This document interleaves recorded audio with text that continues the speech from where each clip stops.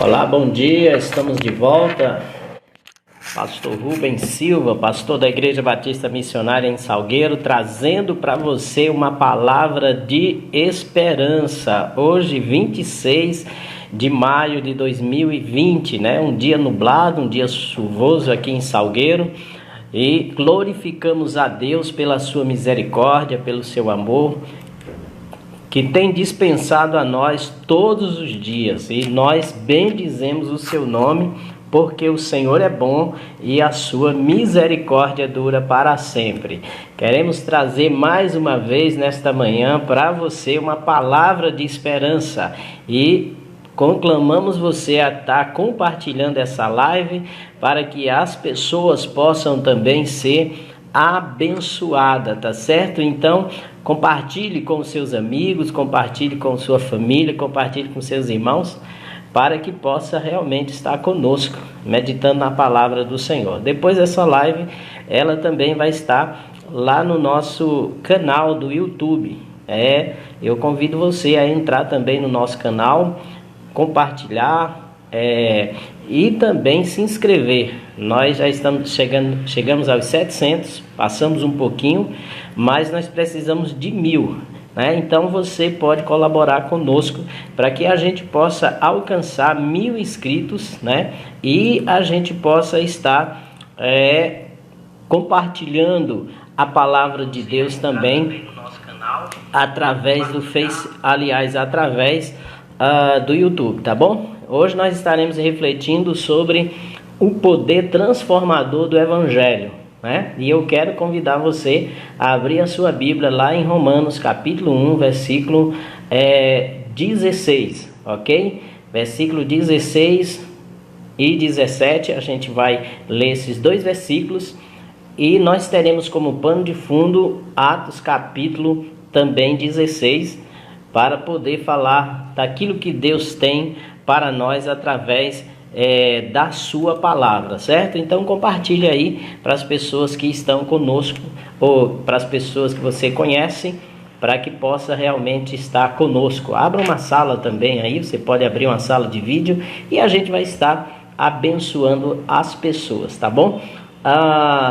Romanos capítulo 1, versículo 16 e 17 diz assim: pois não me envergonho do Evangelho, porque é o poder de Deus para a salvação de todo aquele que crê, primeiro do judeu e também do grego, visto que a justiça de Deus se revela no Evangelho, de fé em fé, como está escrito: o justo viverá por fé. Amém. Glória a Deus. Você conhece alguém que é cristão, que é crente, e que muitas vezes ele não se manifesta como cristão? Você conhece alguém que é crente e que demonstra se envergonhar do Evangelho? Você já se envergonhou do Evangelho? Uma pergunta mais específica: você já teve medo de dizer que era crente diante de algumas pessoas, em algumas situações? A gente sabe, queridos, que Jesus ele exige que os servos do Senhor seja aquela pessoa que tenha coragem de expressar a sua fé e manifestar a razão da sua esperança nele. Mas tem algumas coisas que muitas vezes dificulta o testemunho de fé que as pessoas têm no Senhor Jesus Cristo. E uma delas é o medo de ser rejeitado pela aquela sociedade em que ela está inserido, medo de ser perseguido, né? E nós vemos que o apóstolo Paulo, ele era um homem que foi chamado pelo Evangelho.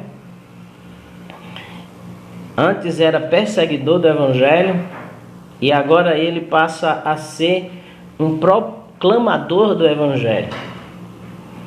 E o apóstolo Paulo, ele tinha a sua fé bem definida. E ele tinha consciência do que o evangelho poderia trazer para a sua vida, porque o Senhor deixou assim bem claro para ele. E Paulo, quando a gente estuda a vida dele, ele mostra o quanto ele sofreu pelo evangelho, e o próprio Jesus Cristo já tinha dito isso quando mandou Ananias ir até Saulo, quando ele então cai do cavalo e fica cego, para que este pudesse orar por Saulo para que ele recuperasse a visão.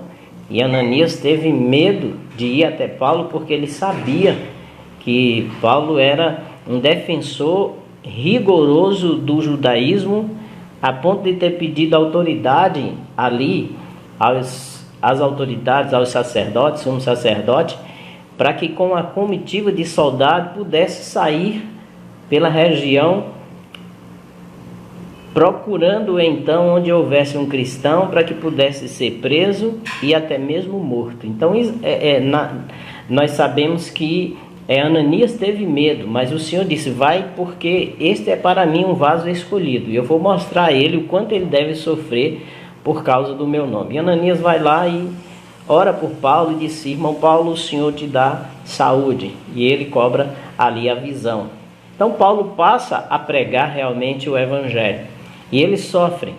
Mas o sofrimento e a perseguição não impediu Paulo de dar testemunho deste evangelho, de se envergonhar do evangelho. Por isso, aqui no texto, ele fala: não me envergonhe do evangelho, porque é o poder de Deus para a salvação de todo aquele que crê, primeiro do judeu, depois do grego, diz aqui a palavra do Senhor. Por que Paulo disse: eu não me envergonho do evangelho? Primeiro, porque Paulo conheceu o poder transformador do evangelho, queridos.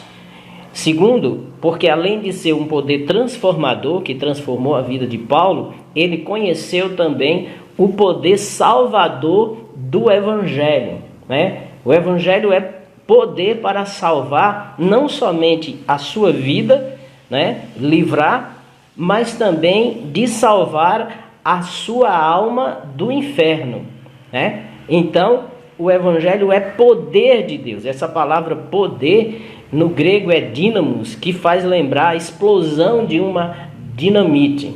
Só que esse poder, nós sabemos que a dinamite tem um grande poder de destruição, mas esse poder não é um poder de destruição do ser humano, mas de destruição do domínio do pecado na vida dele, né? Um poder de Deus. Então Paulo conheceu esse poder, né? Então o evangelho é essa dinamite de Deus contra o pecado que domina o coração do homem, levando ele cada vez mais a se distanciar do Senhor. Então Paulo disse: eu não me envergonho desse evangelho. Primeiro, porque ele é poderoso para salvar, né? Salvar a alma do pecado, certo? Paulo disse: não me envergonho. A palavra envergonhar significa receio. Receio de manchar a honra, a reputação, o bom nome, né? A memória. Então, a vergonha aqui está relacionada a causar um acanhamento, uma timidez, a tal ponto da pessoa se esconder diante de uma sociedade necessitada de mudança, de transformação e do poder do evangelho, diante de uma sociedade que é usada pelo inimigo para nos levar muitas vezes a situações vexatórias, a perseguição e até a rejeição, a morte, né? Então, Paulo disse: eu não me envergonho, ainda que eu venha realmente passar por humilhação, por desonra, né? Mas eu não me envergonho do evangelho, eu assumo o meu compromisso e a minha posição realmente diante de Deus. Aí a pergunta é: de onde Paulo tirava a sua perseverança contra as perseguições e as adversidades que vinham por ele ser um cristão, por ele ser um servo de Deus, né? De onde? Primeiro a gente tem que entender que não era da sua psique, do intelecto de Paulo. Embora Paulo fosse um dos homens mais eruditos da sua época, na lei a Bíblia diz que mesmo na sua jovem idade de 30 anos, ele sobrepujava os demais em conhecimento da lei. Paulo era um homem versado em conhecimentos, né? Tinha uma boa educação, um bom conhecimento teológico e um bom conhecimento também de mundo. Por isso que Deus escolheu ele para ser apóstolo aos gentios. Então Paulo, ele tinha uma perseverança e ele declarava isso, que não se envergonhava do evangelho, e essa perseverança não era por causa da sua intelectualidade, certo? Embora ele tivesse muito conhecimento. A gente sabe que hoje muitas pessoas têm vergonha do evangelho e demonstra isso muitos cristãos quando chegam na faculdade. Parece que por haver tantos professores céticos, incrédulos, quando eles vão ministrar as suas aulas, eles fazem questão de dizer que não crê em Deus, principalmente quando sabe que tem um cristão na sala. E diante dessa situação, muitos cristãos se calam quando eles começam a proferir coisas que não são verdades acerca de Deus e que não tem nada a ver com a sua aula. É interessante que cada um quer dizer o seu posicionamento em relação a Deus, e muitos deles é para calar ou trazer confusão na sala, e também para poder calar os cristãos. Mas Paulo, ele tinha conhecimento teológico e conhecimento de mundo. E Paulo não se calava diante das oportunidades que Deus dava para ele, para que ele pudesse se posicionar e testemunhar da sua fé e da razão da sua esperança, né? Então ele não tinha uma vergonha intelectual como alguns universitários cristãos hoje têm. Eles não se manifestam como cristãos com medo da perseguição na faculdade, alguns jovens até mesmo na escola, né? Então o apóstolo Paulo, ele tinha convicção e ele perseverava nisso, mesmo sabendo das consequências dele se posicionar e declarar a sua fé, e não era por causa da sua intelectualidade, da sua psique.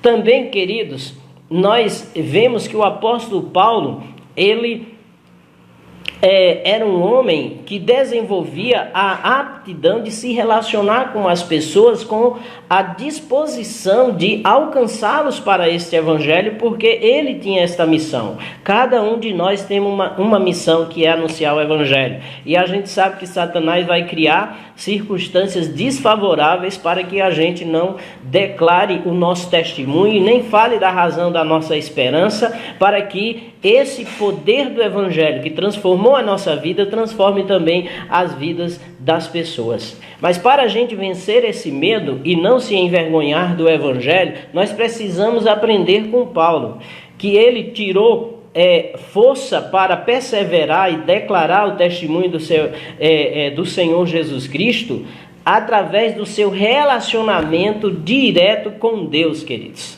Então, a força de Paulo para pregar o evangelho e declarar a sua fé vinha diretamente de Deus. Por isso Paulo diz, Paulo cria ou conhecia a palavra de Deus, aonde Jesus Cristo diz, eis que eu estarei convosco todos os dias até a consumação do século, quando Jesus deu a grande comissão aos seus discípulos, dizendo, ide por todo mundo, pregai o evangelho a toda criatura, quem crê e for batizado será salvo, mas quem não crê será condenado, né?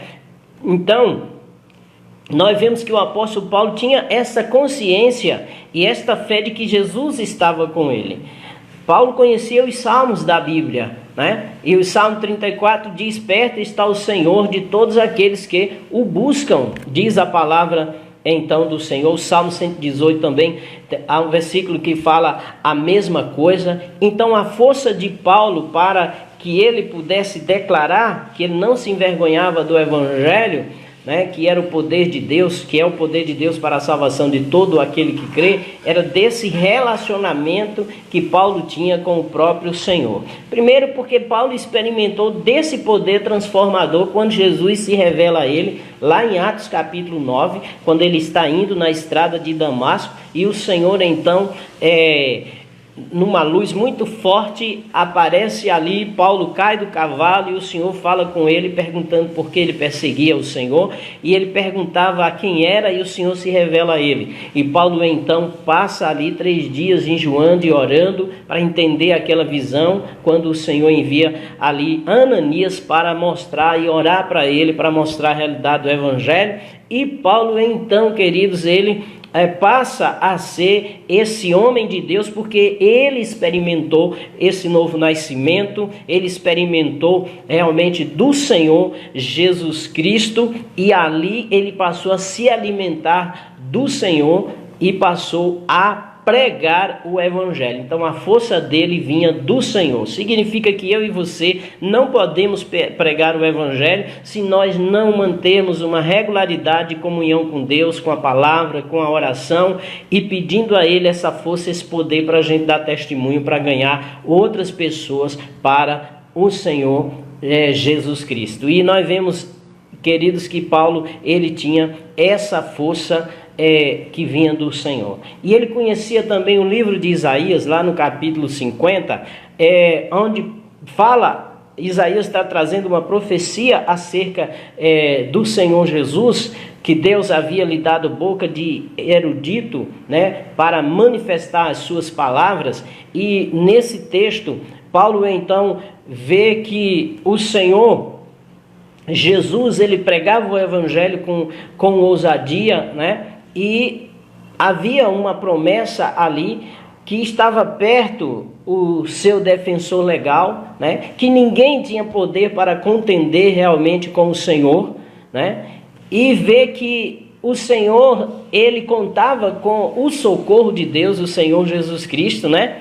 E não havia ninguém que pudesse condenar, porque a graça de Deus era sobre a sua vida. E essa mesma palavra, Paulo, lá no capítulo 8 de Romanos, a partir do versículo 36, ele então fala acerca dessa mesma palavra em relação aos crentes, em relação a si mesmo, quando ele diz: quem intentará acusações contra os servos de Deus, se é Deus quem justifica. Essa era a consciência de Paulo em relação ao Evangelho, por isso que ele dava esse testemunho, e por isso ele chegou a declarar: eu não me envergonho do Evangelho, porque é o poder de Deus para a salvação de todo aquele que crê. Primeiro do judeu, depois do grego, certo? E nós vemos também, queridos, que o apóstolo Paulo ele não se envergonhava do Evangelho. Primeiro porque ele não tirava a sua força da sua intelectualidade, mas do seu relacionamento direto com Deus, e era isso que ele encontrava força, né? E segundo, porque ele cria e ele tinha visto o poder transformador desse Evangelho na sua própria vida, né? Ele tinha a comprovação que Deus tinha mudado sua maneira de pensar em relação ao próprio Deus, em relação à religião, em relação ao pecado e em relação às pessoas. Então, o poder do Evangelho, primeiro, ele transforma a nossa mente e também o nosso coração, né? Porque Paulo passou agora a entender o Evangelho do Senhor Jesus Cristo, e esse Evangelho passou a transformar a sua maneira de pensar, bem como a sua maneira de agir. Por isso ele disse: eu não me envergonho do Evangelho, queridos.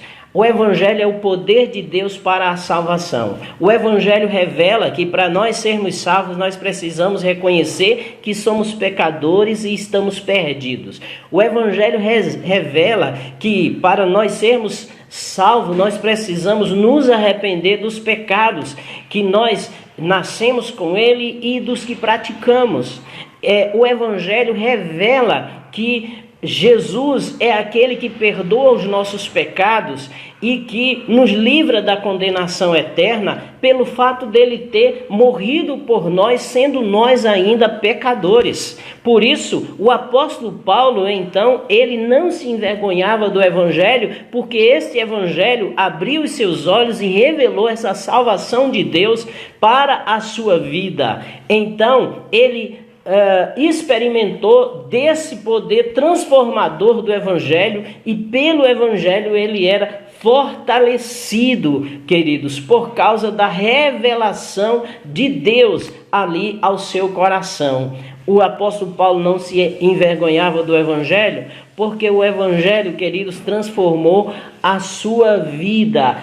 E ele relata isso quando ele recebe o seu chamado apostólico, né? E ele então, escrevendo a Timóteo, ele então fala desse Evangelho. Eu quero ler rapidinho para vocês.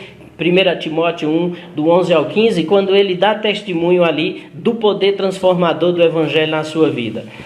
E diz assim: essa sã doutrina se vê no glorioso Evangelho que me foi confiado, o Evangelho do Deus bendito. Dou graças a Cristo Jesus, nosso Senhor, que me deu força e me considerou fiel, designando-me para o ministério. A mim, que anteriormente fui blasfemo, perseguidor e insolente, mas eu alcancei misericórdia, porque eu fiz por ignorância na minha incredulidade. Contudo, a graça do nosso Senhor transbordou sobre mim, juntamente com a fé e o amor que estão em Cristo Jesus. Esta afirmação é fiel e digna de toda aceitação. Cristo Jesus veio ao mundo para salvar os pecadores, do qual eu sou o pior. Olha aqui que testemunho glorioso de Paulo. Por que Paulo não se envergonhava do Evangelho? Né? Ele revela aqui no seu próprio testemunho. Né? Primeiro porque esse Evangelho transformou a sua vida. Ele disse que antes era blasfemo do Evangelho. Ele disse que antes ele era perseguidor do Evangelho. Ele disse que ele era insolente. Mas por que ele era assim? Porque ele não conhecia o Evangelho e ele o fez na ignorância. Mas quando ele conheceu o Evangelho, ele viu o poder transformador do Evangelho. A maioria de nós fomos tal qual Paulo, né? Insolentes em relação ao Evangelho. Perseguíamos cristãos, falavam mal deles, blasfemavam acerca da vida dos crentes. A maioria de nós. Por que nós fizemos isso? Porque nós éramos ignorantes, não tinha conhecimento das Escrituras Sagradas. Porque a maioria das pessoas que falam mal dos servos de Deus não conhece as Escrituras. Olha muito para a posição que os servos de Deus estão como crentes em Jesus. Olham muito para o abandono de algumas coisas que o servo de Deus deixa de fazer, e que isso muitas vezes censura a atitude dessas pessoas que não servem ao Senhor. Por isso blasfema. E às vezes é por causa do mau testemunho mesmo de alguns cristãos. Porém, o Evangelho é o poder de Deus para a salvação de todo aquele que crê e para a transformação da vida do homem. Ele transformou a minha vida. Não quer dizer que o Evangelho me tornou perfeito, mas ele está me aperfeiçoando. Primeiro porque eu assumi a minha posição e eu não me envergonho dele, porque eu sei que ele é o único meio do homem chegar à salvação. Por isso eu não me envergonho do Evangelho e dou testemunho dele em todo e qualquer lugar que eu estiver. Essa é a vontade de Deus para aqueles que servem ao Senhor, que não se intimide. Mas para não se intimidar é preciso ter verdadeira experiência com Cristo. Para não se intimidar é preciso ter uma boa teologia, ter um conhecimento de Deus e Jesus Cristo, da sua salvação, do Espírito Santo, da palavra de Deus, para poder demonstrar diante de qualquer pessoa e onde estiver, em qualquer lugar, do poder transformador do Evangelho, ter essa ousadia. E nós falamos que nós tínhamos como pano de fundo o capítulo 16 de Atos dos Apóstolos. E nesse capítulo, não dá muito tempo para a gente falar, o apóstolo Paulo, ele sai na sua primeira viagem missionária, e a Bíblia diz que, aliás, na sua segunda, e a Bíblia diz que ele sai e ele tem intenção de ir para a Ásia, mas o Espírito Santo então o impede de ir à Ásia, e de noite vem uma visão para ele, e ele então conclui que ele vê um homem na sua visão dizendo: passa a Macedônia e ajuda-nos. Então ali ele entende, conclui que o Senhor, o Espírito Santo, está direcionando ele para a Europa, e ali ele sai com Timóteo, com Silas e com Lucas. Aliás, com Timóteo e com Silas, porque o que indica é que Lucas se converte nessa segunda viagem missionária, depois ele passa a fazer parte das viagens missionárias de Paulo. Lucas é o escritor de Atos dos Apóstolos e também do Evangelho de Lucas. Depois de uma pesquisa que ele fez, ele então registra, orientado pelo Espírito Santo. E a Bíblia diz que ele tem o propósito, o apóstolo Paulo, de plantar igrejas ali, e Deus então abre o caminho de Paulo para ele entrar na Europa, começando ali pela cidade de Filipos, e ali nessa cidade a gente vê o poder transformador do Evangelho agindo pelo menos em 3 vidas que o apóstolo, que Lucas registra aqui nessa caminhada missionária do apóstolo Paulo. Nós vemos ali 3 vidas convertidas ao Senhor, cada uma de forma diferente, e cada uma nos ensina uma lição diferente para mostrar como Deus trabalha, né? Ali nós vemos a conversão de Lídia. Quem era Lídia? Era uma empresária, uma comerciante. Em Atos 16, 13 e 14, a Bíblia diz que aquela mulher, ela ia para a beira do rio, e Paulo também estava indo para lá com Timóteo, com Silas, porque ali era um lugar de oração, e aquela mulher era temente a Deus, e ela então... O texto diz que aquela mulher, ela ouve Paulo pregar e Deus abre o coração de Lídia. No versículo 14 diz: o Senhor lhe abriu o coração para atender as coisas que Paulo dizia, e aquela mulher se converte. Era uma comerciante ali de tecidos, e ela convida Paulo, Silas, Timóteo para estar ali na sua casa por algum tempo, e Paulo ficou ali pregando o Evangelho. Aquela mulher foi transformada, aquela comerciante, aquela empresária. Nós vemos também, queridos, a conversão de uma jovem possessa, uma mulher que era possuída por espíritos de adivinhadores, era uma escrava, e ela dava lucro aos seus senhores com essas obras de adivinhação, né? A adivinhação são obras de espíritos enganadores, de demônios, pessoas possuídas por esse espírito, então traz adivinhação. Nós vamos também para a questão da quiromancia, né? Da cartomancia. Essas pessoas que muitas vezes vão querer saber do futuro através dos búzios e tudo, são enganos trazidos por espíritos enganadores ou demônios que usam pessoas. E a Bíblia diz que essa mulher, quando via Paulo e Silas passar para o local de oração, todos os dias ela dizia: estes homens são servos de Deus e falam do Deus Altíssimo. E todos os dias ela falava isso, e o apóstolo Paulo, incomodado com aquilo, porque estava dizendo a verdade, porém não era da parte de Deus, era demônios que estavam falando. E Paulo viu aquela mulher naquela opressão, ele vai lá, repreende o demônio, expulsa o demônio daquela mulher, e ela não mais se torna instrumento do diabo para adivinhar. E ali acontece uma grande confusão, porque os donos daquela escrava começam a perder os lucros, porque ela não adivinhava mais, e ali leva Paulo para a prisão, no capítulo 16 de Atos. E lá na prisão, depois de espancado, depois de açoitado, e as açoites eram terríveis, queridos, porque eram 40 chicotadas com aquele chicote aonde na ponta ou tinha pedaços de ossos ou de metais, né? E Paulo e Silas foram açoitados daquela maneira e presos, né? Foi nessa cidade também que nós vemos a conversão do carcereiro. Enquanto Paulo está preso, a Bíblia diz que perto da meia-noite o Senhor então abala a natureza, traz um terremoto, as portas dos cárceres se abrem, Paulo louvando a Deus e Silas cantando ali mesmo ensanguentado. A Bíblia diz que o carcereiro olha para aquilo, né? Quando acorda e vê o cárcere aberto, ele tenta o suicídio. Mas Paulo disse: não faça tal coisa, todos nós estamos aqui. Olha que coisa maravilhosa, queridos. Deus livrando aquele homem do suicídio, da morte, de tirar sua própria vida. Mas não somente isso, Deus dando salvação àquele homem através do Evangelho. Lá no versículo 25, você então encontra o carcereiro perguntando, no capítulo 30, o versículo 30, Senhores, o que é que eu devo fazer para ser salvo? E Paulo diz: crer no Evangelho. né? Crê no Senhor Jesus, será salvo tu e a tua casa. E aquele homem, então, ele é salvo pelo poder do Evangelho. O Evangelho é o poder de Deus.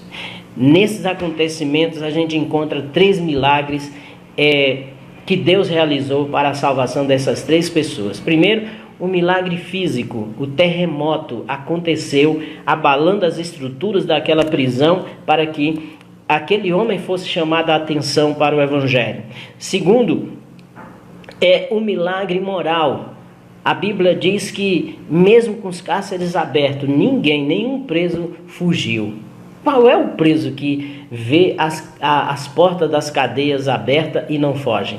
Somente aquele que foi influenciado pelo poder do Evangelho e tem consciência de que as suas culpas, os seus erros mereceram a sua condenação, e ele vai ali consciente pagar ali a dívida que ele tem para com o Estado por causa dos seus atos malignos. Houve um milagre moral. O Evangelho transforma a nossa consciência, levando a gente a viver de forma moralmente correta, a estar agindo com justiça e vivendo e aceitando a justiça quando nós realmente somos culpados, né? Tem muita gente aí nas cadeias pedindo para que eles possam realmente ser soltos, mas a sua penalidade foi decretada por causa dos seus atos, então tem que pagar, certo? Essa é a nova consciência que Deus dá àqueles que são transformados pelo poder do Evangelho, que entende que, embora esteja preso fisicamente, mas o seu espírito está livre, porque se o Filho vos libertar, verdadeiramente sereis livres. Houve um milagre espiritual também na ação realmente do poder do Evangelho na vida desse carcereiro. Deus mudou a vida dele. Deus colocou o seu nome no livro da vida. A sua alma foi liberta do pecado. Ele passou a receber a presença de Deus pelo Espírito Santo. Então, queridos, nós aprendemos que o Evangelho, ele é o poder de Deus para a salvação de todo aquele que crê. O Evangelho, ele vem a todo tipo de pessoa. Deus salva as pessoas. Nesta cidade, Paulo teve a experiência de ver Deus salvando 3 raças diferentes. Primeiro, Lídia, que era da Ásia. Segundo, a escrava, que era grega. Terceiro, o carcereiro, o soldado, que era romano. Deus salva, queridos, todo e qualquer tipo de pessoa. A Bíblia diz que o Evangelho é para as nações. Nós vemos que aquela igreja surgiu, uma igreja cheia de pessoas multiculturais, de vários locais, queridos. A igreja de Filipe, por causa do testemunho de Paulo. O Evangelho é o poder de Deus para a salvação de todo aquele que crê. O que é que Deus espera de mim e de você? Que a gente dê testemunho desse Evangelho. Que a gente não se cale diante das oportunidades que Deus nos dá. Porque só em proferir o Evangelho, o próprio Evangelho, é quem vai realizar a mudança na vida das pessoas, gerando fé na salvação em Cristo Jesus. Que eu e você possamos pregar esse Evangelho, aproveitando esse tempo de quarentena, de isolamento social, para anunciar o Evangelho aos nossos. Crê no Senhor Jesus, será salvo tu e a tua casa. Aos nossos vizinhos. Tem gente do seu lado atormentados, talvez por demônios, que não dormem de noite, talvez por ansiedades, né? Por causa do medo do futuro. Deus quer usar você. Não se envergonhe do Evangelho, nem se omita. Jesus, ele capacita. Lembre do que ele fez com você. Anuncie o Evangelho. Essa é uma responsabilidade minha e sua. Deus quer salvar outros. Deus quer transformar vidas. Que Deus te abençoe e você possa ser usado para a glória dele. Amém? Quero orar por você. Deus, em nome de Jesus, eu quero abençoar essas vidas que ouviram esta palavra. Que teu Espírito possa ser com cada um, para que não temas em dar testemunho desse Evangelho que é o poder de Deus para a salvação de todo aquele que crê. O Senhor salvou uma empresária, uma comerciante ali em Filipos. O Senhor salvou uma jovem escrava, empregada, que era possuída por demônios, e o Senhor a libertou. O Senhor salvou um soldado, um centurião romano. O Senhor salvou um carcereiro, um agente penitenciário. Deus, tu ainda hoje salva por meio do Evangelho. Que nós sejamos instrumentos para que esse Evangelho chegue às várias etnias, às várias classes sociais. Que a gente não tenha medo de falar desse Evangelho. Deus abençoe nossas vidas e nos ajude, em nome de Jesus. Amém. Quero agradecer a você que está conosco, né? Em nome do Senhor Jesus. Deixa eu lembrar aqui dessas pessoas que eu gosto sempre de falar.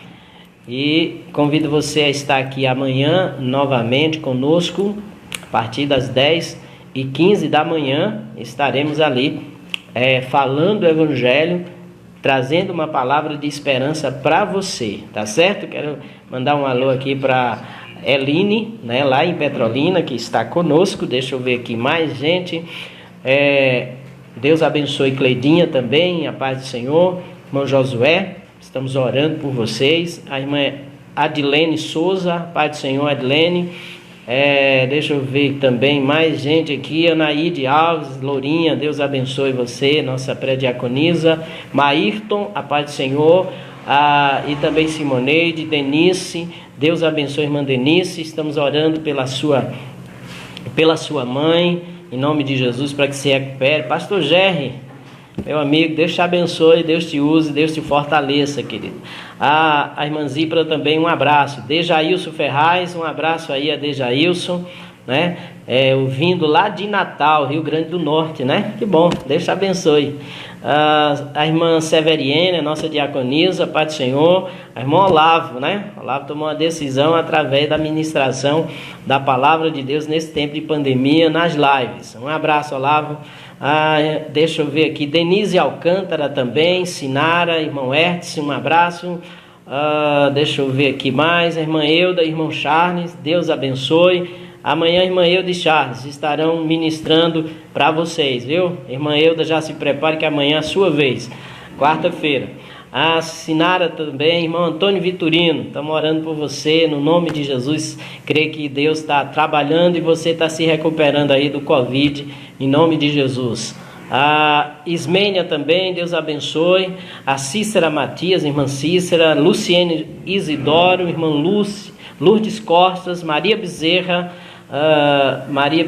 Deus abençoe você, no nome do Senhor Jesus. A irmã Sina, Maria Bezerra é Sina, né? Nossa irmã lá da igreja. E a Lidiane Sá também, que Deus te abençoe, a Lidiane, um prazer, obrigado pela sua companhia. Deixa eu ver aqui, ela é amiga da irmã Aparecida Maria, Deus te abençoe, né? Deixa eu ver mais gente aqui que está conosco. A irmã Cíntia, né? Todas as manhãs está conosco, ela que é a irmã do Obreiro Cristiano. Luciana Isidório, Marta de Olinda, né? Tem mais aqui, mais pessoas.